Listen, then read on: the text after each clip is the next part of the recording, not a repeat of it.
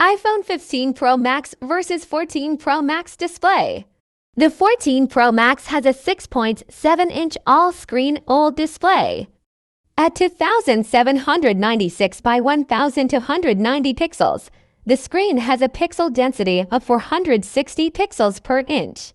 For the iPhone 15 Pro Max, the specifications are effectively identical with the same size and resolution as the year-ago model.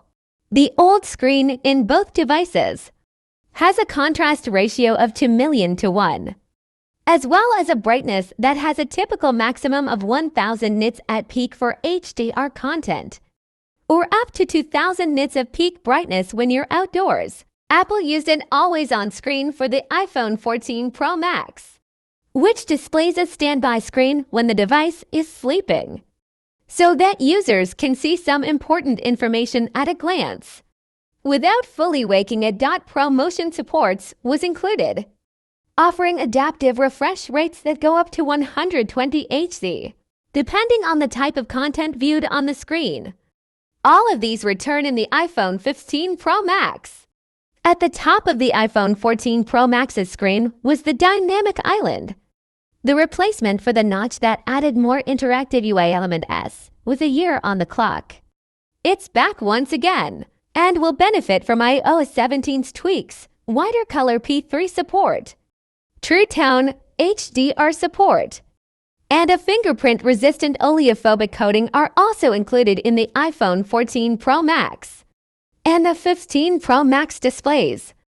iPhone 15 Pro Max versus 14 Pro Max cameras. On the back on the 14 Pro Max are 3 cameras including a 48-megapixel main camera with f1.78 aperture, a second-gen sensor shift optical image stabilization system, and a 7-element lens.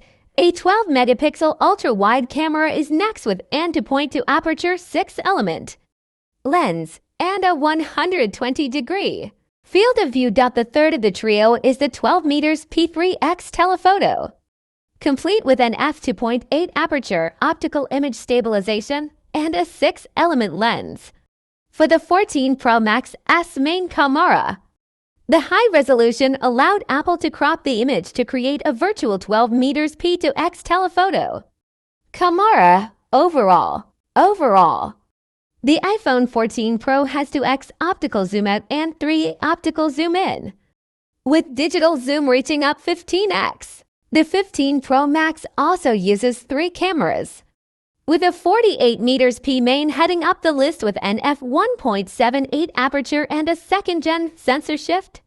That main camera gains a new 24 meters p default image and allows users to switch between effective focal lengths of 24 meters m, 28 millimeters, and 35 millimeters. The ultra-wide is a 12-megapixel version, with an f2.2 aperture once again, complete with a 120-degree field of view. The 1.2MP telephoto camera is an outlier, as it uses a whole new tetraprism design to enable a 5x optical zoom. There's also a 3D sensor shift optical image stabilization and autofocus at play. For the camera, which also has an f2.8 aperture, the changes enable the digital zoom to reach up to 25x, dwarfing not only the iPhone 14 Pro Max's 15x, but also the 15x of its non-Pro counterpart. All of the cameras have 100% focus pixel coverage.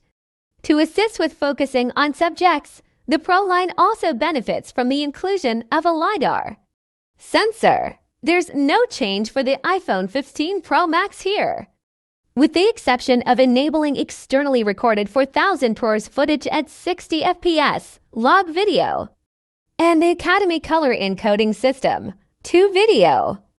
And the iPhone 14 Pro Max can handle 4K 60 FPS Dolby Vision HDR, 4K 30 FPS in cinematic mode, and 2.8K 60 FPS action mode, ProRes video at up to 4030 FPS, and 1080p to 40 FPS slow-mo also available. Macro photography, cinematic video stabilization, audio zoom, and stereo recording round out the TrueDepth camera's depth mapping system, which persists into 2023, further helps with security, namely powering Face ID, and is usable for applications such as Animoji and Memoji.